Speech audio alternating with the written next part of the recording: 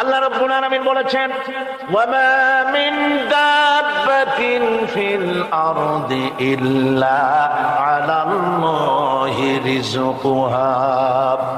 এই পৃথিবীর বুকে এমন কোন বিচরণশীল জীব নাই যে জীবের রিজকের দায়িত্ব আমি আল্লাহ আমার নিজ হাতে গ্রহণ করি নাই। সব জীবের রিজকের চাবি আমার হাতে। কার হাতে? তাহলে ভয়টা কিসের? আপনার একটা পেট, তাই নিয়ে এত চিন্তা। অথচ এই পৃথিবীতে আল্লাহ পাক বলেন অসংখ্য প্রাণী আছে যাদের কোনো সঞ্চয় নাই। শকুন, শকুনের মরা গরু অনেকগুলি ব্যাংকে জমা আছে নাকি? কবে কোথায় একটা মরা গরু পাইছে আর খোঁজ নাই, খবর নাই। ওগুলা কি না খাইয়া মরতে দেখছেন রাস্তায় পথে ঘাটে? সুবহানাল্লাহ। অসংখ্য প্রাণী এভাবে দুনিয়া আছে।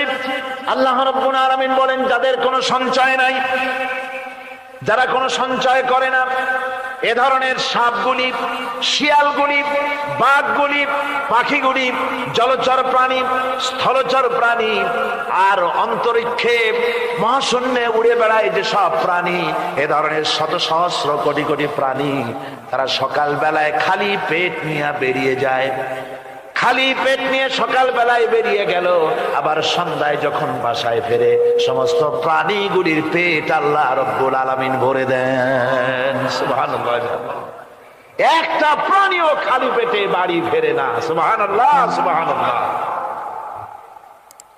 অথচ তাদের কিন্তু জন্ম নিয়ন্ত্রণের ব্যবস্থাও নাই।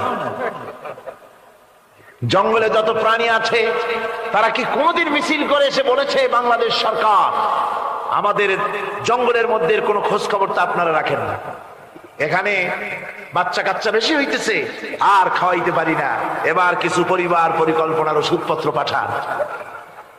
কোনদিন বলেছে? বলে নাই, বলবেও না। কে খাওয়ায়? আল্লাহ পাক খাওয়ায়। আল্লাহ পাক খাওয়ায়। সুতরাং আল্লাহ রাব্বুল আলামিন রিজকের মালিক, একথা বিশ্বাস করতে হবে। সেই বিশ্বাসের অর্থ এই নয় যে আপনি চুপ করে বসে থাকবেন আর ফেরেশতারা রান্না করে আপনারে রূপচাঁদা মাছ খাওয়াই দিয়ে যাবে, এরকম বিশ্বাস করতে হবে, কাজ করতে হবে। এর ফলে আল্লাহ রাব্বুল আলামিন রিজকের ব্যবস্থা করবেন। ঈমান আনার পর প্রথম যে কোয়ালিটিটা হবে সেই কোয়ালিটি হচ্ছে পার্সোনালিটি, আত্মসম্ভ্রম, আত্মমর্যাদা।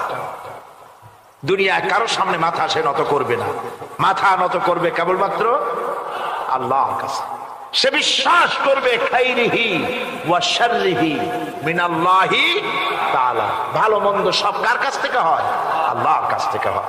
সে কিছুতেই বিশ্বাস করবে না যে কোনো মাজারের কাছে গেলে, কবরের কাছে গেলে আমার তকদির পাল্টে যাবে, কোনো মোমেন তা বিশ্বাস করবে না। কথা বুঝতে পেরেছেন? ভালো করার মন্দ করার সত্তা মালিক আল্লাহ সুবহানাহু ওয়া তাআলা। এরপরে দুই নম্বরের যে কোয়ালিটি সৃষ্টি হবে মুমিনের মধ্যে ঈমান আনার পর, সে গুণটা হচ্ছে সে বিনয়ী হবে। বিনয়, বিনম্রতা আর এক বৈশিষ্ট্য। বিনয় এবং বিনম্রতার বৈশিষ্ট্য হবে। তার কারণ হচ্ছে ঈমান আনার পরে সে জানতে পেরেছে আল্লাহ রাব্বুল আলামিনের কর্তৃত্ব থেকে বেরিয়ে আসার ক্ষমতা কারো নাই। অহংকার করে যাব কোথায়? আস্ফালন করে যাব কোথায়? আল্লাহর রাজত্বের বাইরে, আল্লাহর ক্ষমতার বাইরে যাওয়ার ক্ষমতা তো কারোই নাই। সুতরাং অহংকার তার মধ্যে জায়গা পাবে না। আল্লাহ পাক দুনিয়ার সমস্ত মানুষের জিনকে পরিষ্কার করে বলেছেন, ইয়া মাশারাল জিন্নি ওয়াল ইনস ইন ইসতাতা'তুম আন তানফুযু মিন আকতারিস সামাওয়াতি ওয়াল আরদ ফানফুযু লা তানফুযুনা ইল্লা বিসুলতান। হে পৃথিবীর মানুষেরা আর জেনেরা, যদি সম্ভব হয় আমার আকাশের নিচের থেকে, জমিনের উপর থেকে বেরিয়ে যা,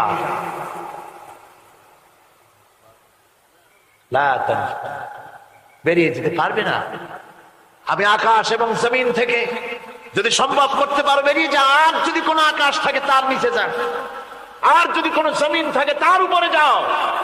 এমন দেশ যদি পাও যেখানে আমার আলো ছাড়া কোনো আলো আছে, আমার বাতাস ছাড়া কোনো বাতাস আছে, আমার চাঁদ সূর্য ছাড়া কোনো চাঁদ সূর্য আছে, যাও সেখানে।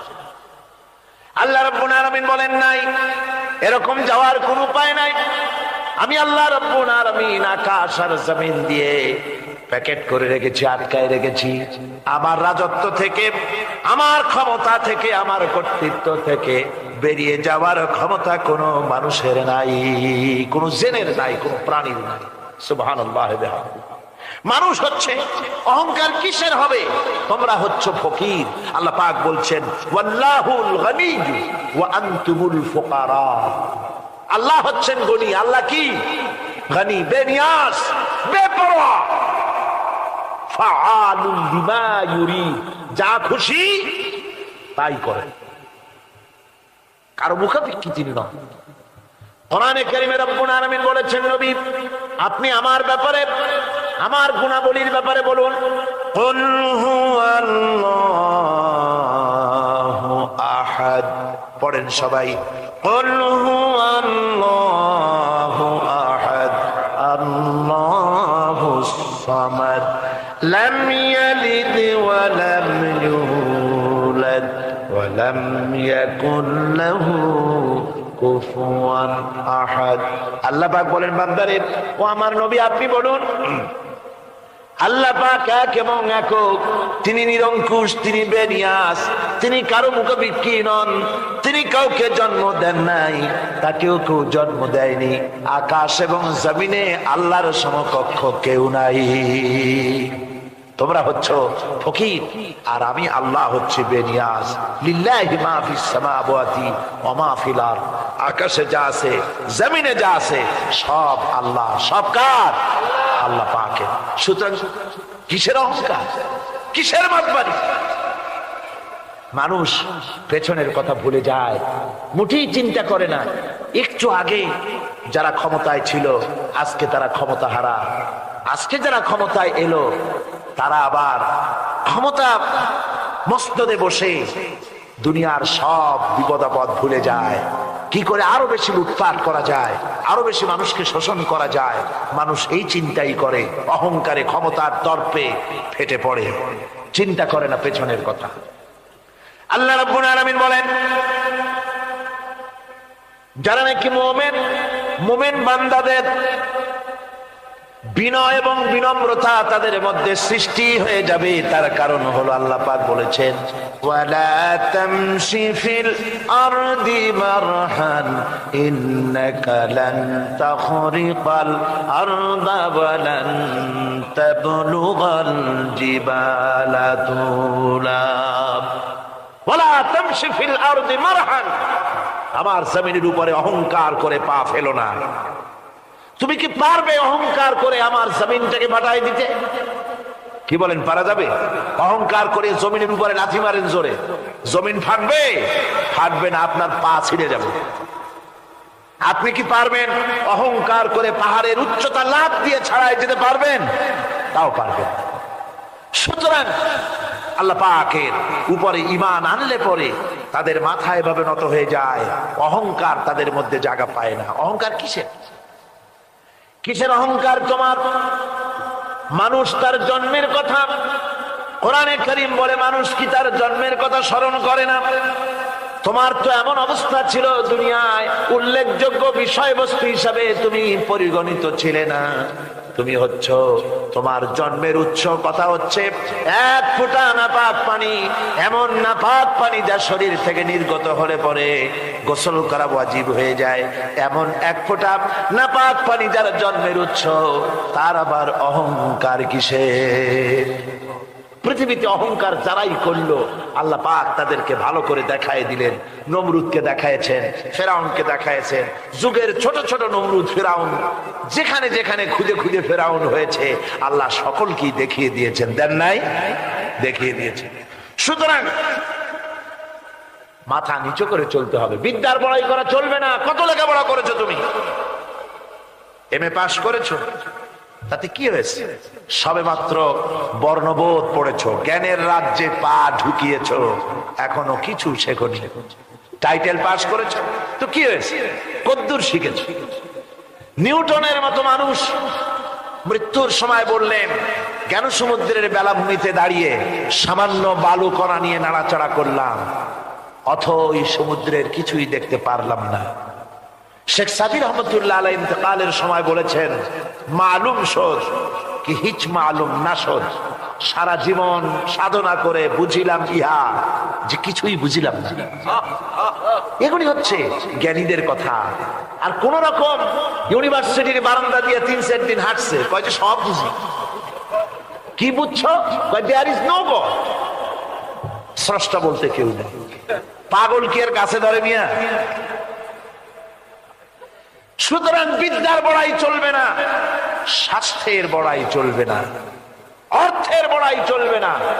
অর্থের বড়াই করবে, কত অর্থ তোমার হয়েছে, আল্লাহ যদি ইচ্ছে করেন ব্রেনের মধ্যে, মগজের মধ্যে এমন টিউমার করে দিবেন, মগজের মধ্যে এমন ক্যান্সার করে দেবেন, হার্টের ভিতরে এমন ক্যান্সার লাগায় দিবেন, 14 গোষ্ঠী বিক্রি করলে ঔষধের পয়সা হবে না। পারবে কিনা আল্লাহ কর, জোরে বলবেন পারবেন কিনা? এমন বহুত অসুখ আছে ডাক্তাররা বোঝেই না ঔষধ দেবে কি, কি রোগ ডাক্তাররাই বোঝেন। এগুলি ইংল্যান্ড এবং আমেরিকায় যখন যাই, সেখানে বহুত লোক দোয়া নিতে আসে, কয় যে হুজুর দোয়া করেন, দীর্ঘদিন পর্যন্ত রোগে ভুগতেছি। কি রোগ? অমুক রোগ। তাই এখানে এত মডার্ন মেডিকেল সায়েন্স এত উন্নত হয়েছে, ডাক্তাররা কি কয়? ডাক্তাররা ব্লাড, স্টুল, ইউরিন, কুশিশুদ্ধা টেস্ট ফেস্ট করিয়া কয় যে বুঝি না কি হয়েছে। সুতরাং মুমিন বান্দা যারা আল্লাহর দ্বীনকে কবুল করবে, কালেমা পড়বে, তার অন্যতম একটি কোয়ালিটি হচ্ছে সে বিনয়ী, বিনম্র হবে। সুবহানাল্লাহ পড়ে। অহংকার তার মধ্যে জায়গা পাবে না। হাদিসে কুদসির ভিতরে এসেছে, আল্লাহ পাক বলেন, অহংকার হচ্ছে আমার ইজার, আমার চাদর স্বরূপ। যে ব্যক্তি অহংকার করে সেজন্য আমি আল্লাহ চাদর নিয়ে টানাটানি করে। নাউযুবিল্লাহি মিন যালিক। এরপরে আমার বন্ধু মনে পড়ছে সেই দার্শনিকের কথা। একজন দার্শনিক নৌকায় চড়ে যাচ্ছে কোথাও, তো নৌকায় চড়ে যাচ্ছে দার্শনিক একা, মাঝি নৌকা বাঁধছে। দার্শনিক মানুষ তো, মাথার মধ্যে দর্শন গিজগিজ গিজগিজ করছে, কথা বলার লোক পায় না। এখন মাঝির সাথেই কথা বলার সিদ্ধান্ত নিল। শেষ পর্যন্ত বলল, রে মাঝি, কত বছর নৌকা চালাও? তা তো বহুত বছর, জীবনটাই কাটাই দিলাম। ভূগোল চেনো? ভূগোল কখনো দেখেছো? কই যে না, ভূগোল আমি দেখবো কোথাতে, আমি হলাম গরিব মানুষ, এগুলি ধনীদের কাম, তারা হয়তো খায় টায়, আমি ভূগোল দেখিও নাই, খাইও নাই। বলে আশ্চর্য কথা, ভূগোল মানুষে খায় নাকি? জীবনটা তো সারে নেই, নষ্ট করে ফেলাইছে। মাঝি দাঁতগুলো বাইর করে দিয়ে বলতেছে, স্যার হইতেও পারে। কিছুক্ষণ পর দার্শনিক বলছে, এই বেটা, দর্শন বোঝো? স্যার খামোখাই শরম দিচ্ছেন, এ সমস্ত বড় লোকের খাবার, ওগুলি আমার সামনে বলে লাভটা কি? আমরা গরিব মানুষ, এগুলি আমরা কোনোদিন দেখিও নাই, খাইও নাই। দার্শনিক বলছে, বেটা বেওকুফ, দর্শন মানুষে বুঝি খায়? তোর জীবন আটা নাই মিশা। মাঝি কয়, হইতেও পারে। এবার দার্শনিক বলছে, এই বেটা, কিছুই তো জানো না, খালি দাব বাই করো, ইতিহাস চেনো? মাঝি বলছেন, স্যার এইবার একটা কথা বলছেন যেটার সাথে কিছুটার মিল আছে, আমি খাইছি। সেটা হচ্ছে, বাপ গরিব ছিলেন, কিন্তু মাঝে মধ্যে শীতের মৌসুমে পাতিহাঁস জবাই করে আমরা খাইতাম, আর বিবাহের সময় শ্বশুর বাড়ির রাজহাঁস জবাই করে খাওয়াইছিল, কিন্তু ইতিহাস তো খাই নাই, ওইটা কোথায় পাওয়া যায়? দার্শনিক বলছে, বেকুব বেটা, ইতিহাস আর পাতিহাঁস বুঝি এক? তোর জীবন তো বারো নাই মিশা। মাঝি কয়, হইতেও পারে। কিছুক্ষণ পর উত্তর দিকে কালো মেঘ উঠেছে, আকাশ থমথমে ভাব, নদীর ভিতরে তুফান সৃষ্টি হয়েছে। মাঝি বলছে, স্যার সাঁতার জানেন? কয় যে না মাঝি, সাঁতার তো জানি না। মাঝি কয় স্যার, ভূগোল, দর্শন, ইতিহাস 3 সাবজেক্টে আমার জীবন 12 আনা মিছা। এখন তো দেখি এক সাবজেক্টে 16 আনাই মিছা আপনার। আমার তো 4 আনা আছে, 12 আনা ফেল, 4 আনা তো আছে। ওই 4 আনা দিয়ে আমি সাতরায় কেনারায় উঠে যাব, আর ইতিহাস, দর্শন, পাতিয়াস খাইয়া ডুবে মরমিয়া। এবার দার্শনিক বলছে, আরে মাঝি, মানুষকে এরকম নৌকো ডুবে মরে নাকি? কয় মরে না। আমার বাপ এই নৌকার মাঝি ছিল, তারপরে এই নৌকা বাইতে বাইতে আমার বাপ এই নৌকার মধ্যে মরছে ডুবিয়া। আচ্ছা, তোমার দাদা? আমার দাদাও মাঝি ছিল, এই নৌকা বাইতে গিয়ে সেও মরছে।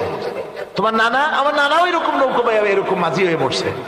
দার্শনিক কয়, তুমি তো দারুণ বেহায়া, যে নৌকায় তোমার বাপ মরলো, দাদা মরলো, সেই ব্যবসা তুমি ছাড়তে পারো নাই, তুমি তো দারুণ বেহায়া। মাঝিরও বুদ্ধি কম না। মাঝি কয় যে স্যার, আপনার বাপ জিন্দা আছেন? কয় না, মারা গেছেন। কোথায় মরছে? ঘরের মধ্যে খাটের উপরে চিত হইয়া আরামসে মারা গেছেন। আপনার দাদা? বলে তিনিও ঘরের মধ্যে বাস, ওইখানে ঘরের মধ্যেই মারা গেছেন, খাটের উপরে। আপনার নানা? উনিও ঘরের মধ্যে চিত হইয়া আরামসে মারা গেছেন। মাঝি কয় যে আপনিও তো বেশরম কম না, যে ঘরের মধ্যে আপনার দাদা মরলো, নানা মরলো, গোষ্ঠী মরলো, সেই ঘরটা তো এখন আপনি সারতে পারেন নাই। এর দ্বারা মাঝি বুঝাইতে চাইল এই কথা, দার্শনিক সাহেব, মৃত্যুর জন্য সময় হলো আসল কথা। সময় যখন এসে যাবে, সে যে জায়গায় হোক, মৃত্যু তাকে ছাড়বে না। মৃত্যু যখন আসবে, জায়গায় পৌঁছতে হবে, আর সময় যখন আসবে, এক মুহূর্ত আগে পিছু করা হবে না। মউত আসার সাথে সাথে আজরাইল তার সামনে এসে যাবে, এক মুহূর্ত বাঁচতে পারবে না। সুতরাং মুমিন ব্যক্তি, তার দিলের মধ্যে মৃত্যু সম্পর্কে কোন ধরনের ওই ধরনের চিন্তা থাকবে না। পরান্ডা নিয়ে কোন রকম নিবাসী এরকমের চিন্তা থাকবে না। জীবন আল্লাহ দিয়েছেন, আল্লাহ নিবেন, সময় আসলে এক মুহূর্ত দেরি করা হবে না। সুতরাং সেই জীবনটা যিনি দিয়েছেন, তার রাস্তায় যাওয়ার জন্যই সে তৈরি থাকবে। এটা হলো মুমিনের কোয়ালিটি। আমার বন্ধুগণ, এরপরে মুমিনদের ভিতরে আরেকটা জিনিস হবে, সেটা হচ্ছে মাছে তারে গিলে ফেলে দিল।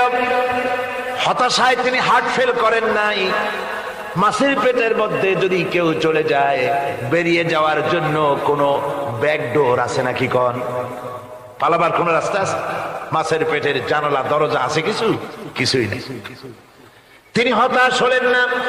মাছের পেটের ভেতরে বসে হযরত ইউনূস আলাইহিস সালাম বুক ভরা আশা নিয়ে আল্লাহর দরবারে তিনি ঘোষণা করলেন, লা ইলাহা ইল্লা আনতা সুবহানাকা ইন্নী কুনতু মিনাজ জালিমিন। পড়েন না সবাই, লা ইলাহা ইল্লা আনতা সুবহানাকা ইন্নী কুনতু মিনাজ জালিমিন।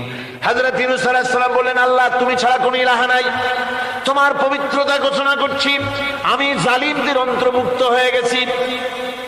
তিনি যখন চিল্লাচ্ছিলেন, মাছের পেটের ভিতরে বসে যখন কাতরুক্তি করতেছিলেন, আল্লাহ বুঝি তখন শোনেন নাই সে কথা? কি বলেন?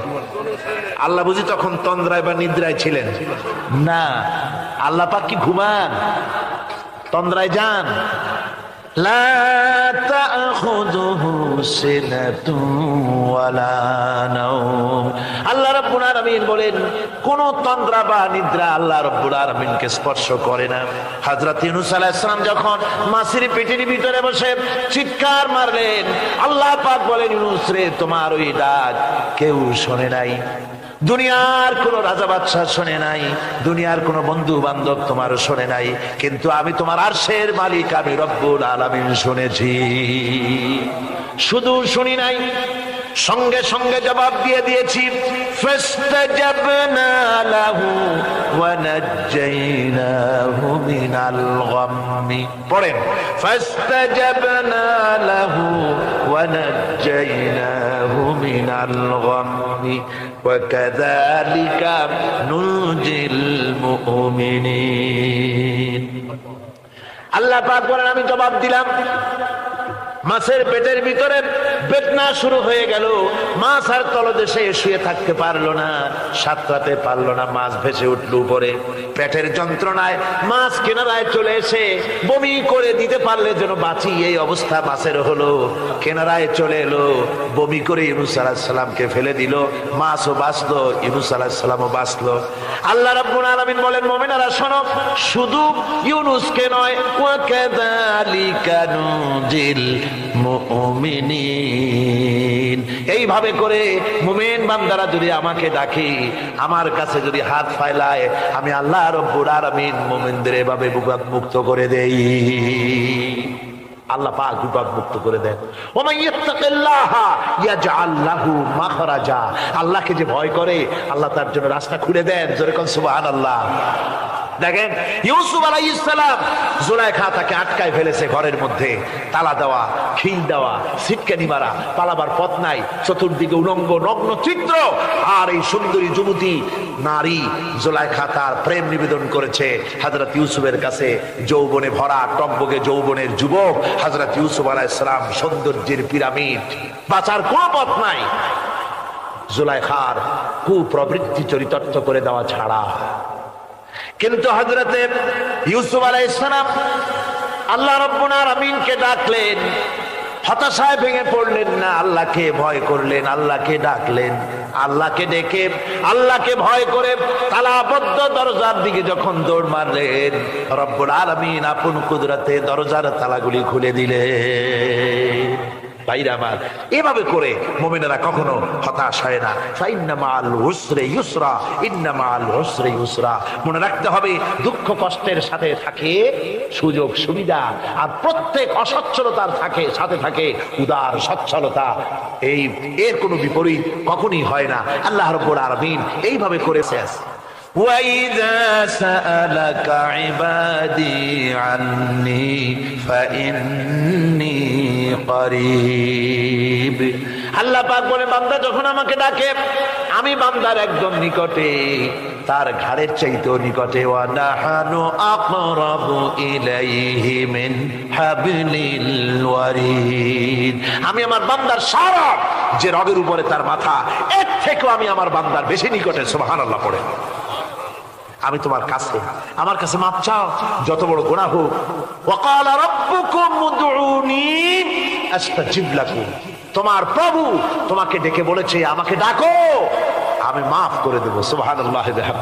কত বড় কথা, আমাকে ডাকো, নিরাশ হয়েও না, হতাশ হয়েও না। আল্লাহর গজব বেশি না রহমত বেশি? আল্লাহর রহমত বেশি। হাদিসে কুদসির ভিতরে এসেছে, আল্লাহ পাক বলেছেন, কোন বান্দা যদি আমার দিকে এক বিগত অগ্রসর হয়, আমার রহমত তার দিকে এক হাত এগিয়ে যায়। কোন বান্দা যদি আমার দিকে হেঁটে আসে, আমার রহমত তার দিকে দৌড়ায় যায়। বান্দা যখন আল্লাহর দরবারে দুহাত উঁচু করে চোখের পানি ফেলে দেয়, মুসলিম শরীফের হাদিসের ভিতরে এসেছে, গভীর রাতের তৃতীয় অংশে আল্লাহ রাব্বুল আলামিন প্রথম আকাশে আসেন আর ডেকে বলেন, পৃথিবীতে আছো নাকি কেউ গুনাহ করে জীবন বরবাদ করে দিয়েছো, আমার কাছে মাপ চাও।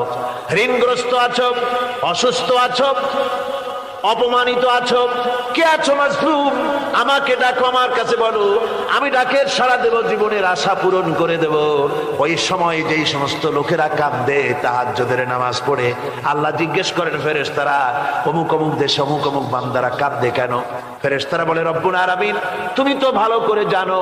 আল্লাহ বলেন, জানি, তবুও তোমাদের মুখে শুনতে চাই। তারা বলে, রব্বুল আলামিন তোমার এই বান্দা গুনাহ করেছে, গুনাহর জন্য মাপ চায়, জাহান্নাম থেকে বাঁচতে চায়। আল্লাহ পাক বলেন, ফেরেশতারা আমার এই বান্দারা আমারে দেখেছে নাকি? বলে দেখে নাই। বলে আমার দোজখ দেখেছে নাকি? বলে না, তাও দেখে নাই। আমার বেহেশত দেখেছে নাকি? বলে না, তাও দেখে নাই। আল্লাহ পাক বলেন, ফেরেশতারা সাক্ষী থাকো, ওরা আমাকে দেখে নাই, আমার বেহেশত দোজখ কিছুই দেখে নাই, শুধুমাত্র আমার নবীর কথা, আমার কোরআনের কথা বিশ্বাস করে আরামের ঘুমকে হারাম করে যেভাবে তারা কাঁদতেছে, সাক্ষী থেকে যাও ফেরেশতারা, আমার রহমতের দরিয়ায় জোশ মেরেছে, আমার ওই ক্রন্দনরত বান্দাগুলিকে আমি আল্লাহ মাফ করে দিলাম। সুতরাং মুমিন বান্দা যারা, আল্লাহর মুমিন বান্দা যারা, এই ঈমানের কোয়ালিটি এটাও হতাশায় নিরাশায় ভেঙে পড়বে না। গুনাহ তো মানুষই করে, গুনাহ হয়ে গেছে, মাপ চাও। তোমার গুনাহ কদ্দূর? তোমার গুনাহ যদি হয় পাহাড় সমান, আল্লাহর রহমত আকাশ সমান। জাহান্নামের কঠিন শাস্তি থেকে বাঁচতে হলে আল্লাহর প্রতি ঈমান আনতে হবে। আর ঈমান আনলে যে কোয়ালিটিগুলি হওয়া উচিত, সেগুলি আমি আপনাদের সামনে আলোচনা করছি। এরপর আরেকটি কোয়ালিটি হবে মুমিনের, তা হলো কঠোর কঠিন বিপদে অবিচল থাকবে, বিপদে ভেঙে পড়বে না। বিপদ আপদ, শত্রুতা, ক্ষয় ক্ষতি যা কিছু হয় সবই আল্লাহর পক্ষ থেকে, এটা মেনে নিতে হবে এবং ধৈর্য ধারণ করতে হবে।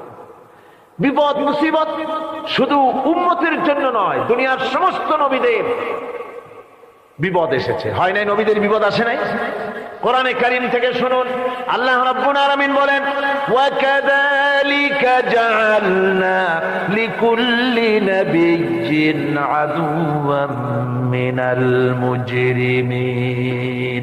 আল্লাহ পাক বলেন, এমনি করে আমি সকল নবীদের শত্রু বানিয়ে দিয়েছি সব পাপিষ্ঠ আর অপরাধ প্রবণ লোকদেরকে। প্রত্যেক যুগে নবীদের শত্রু ছিল, প্রত্যেক যুগে নবীদের কি ছিল? শত্রু ছিল। সে শত্রু কারা ছিল? আল্লাহ পাক বলছেন নবীদের শত্রু ছিল পাপিষ্ঠ আর অপরাধ প্রবণ লোক, এরাই ছিল নবীদের দুশমন। রাসূলগণের অবস্থা যদি এই হয়, তাহলে তার উম্মত, ওই দিনের ধারক বাহক যারা, তাদের বুঝি বিপদ আপদ হবে না? নাকি হবে কিনা? তো ইসলামের বিরোধিতা যারা করে, কোরআনের পরিভাষায় বলা হয়েছে ইসলামের দুশমন, নবীদের দুশমন। দুনিয়ার সব পাপিষ্ঠ আর অপরাধ প্রবণ লোকেরাই ইসলামের দুশমন হয়, নবীদের দুশমন হয়। আজও দেখেন, আজও তাকিয়ে দেখেন, ইসলামী আন্দোলনের বিরোধিতা যারা করে তারা পাপিষ্ঠ চরিত্রের কিনা, তাকায় দেখেন, খুঁজে দেখেন, সর্বত্র খুঁজে দেখুন, খুঁজে দেখুন। যারা ইসলামী আন্দোলনের বিরোধিতা করে, যারা ইসলামকে মিটিয়ে দেওয়ার চেষ্টা করতেছে, যারা ইসলামকে মৌলবাদ বলে, ইসলামকে সাম্প্রদায়িক বলে, কোরআনে কারীমের কথা কত স্পষ্ট যে নবীদের দুশমন হয়, ইসলামের দুশমন হয় মুজরিম লোকেরা, অপরাধ প্রবণ আর পাপিষ্ঠ লোকেরা।